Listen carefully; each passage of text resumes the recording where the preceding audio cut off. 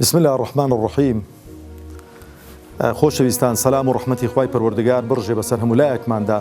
خوای پەروەردگار دنیا و دوا ڕۆژمان خۆش کاتن، عاقبەتمان خێرکا، سەربەرز و سەرفرازی دنیا و قیامەتمان بکات. پێم خۆشە لە کورتەوتارێکدا لە خزمەتتاندا بچینە خزمەت فەرمودەیەکی پێغەمبەردا عەلەیهی السەڵات وەسسەلام. عەباسی مامی پێغەمبەری خوا عەلەیهی السەڵات وەسسەلام بۆمان دەجێڕێتەوە، دەفەرمێ گوێم لە پێغەمبەری خوا بوو عەلەیهی السەڵات وەسسەلام فەرمووی: ذاق طعم الإيمان من رضي بالله ربا وبالإسلام دينا وبمحمد صلى الله عليه وسلم رسولا. أو فرمودي إمام مسلم الروايات ذكا رضا ورحمة خواه لسر به خوش بيستانم.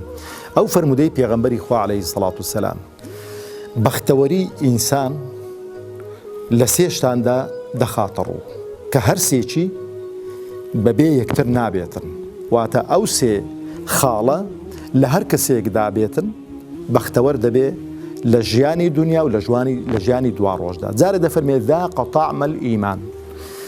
ذاقە چۆن ئینسان شتێک دەچێژێ، شتێک دەخوا، تام و چێژێکی شیرن و خۆشی هەیە، چۆن هەنجوین دەخۆی، حەلوا دەخۆی، تام و چێژێکی خۆش بەجەستەی ئینسان دەبەخشێتن. ئەو سێ خاڵش دەبێ ئاوە تام و چێژ بەجەستەی ئینسان ببەخشێتن، لەبەر ئیمان کە لە دڵ و دەروون ئینساندا جێگیر دەبێ، شیرنایەتەکەی هەست پێ دەکەی. یەکەم شت دەفەرمێ ذاق طعم الإيمان من رضي بالله ربا.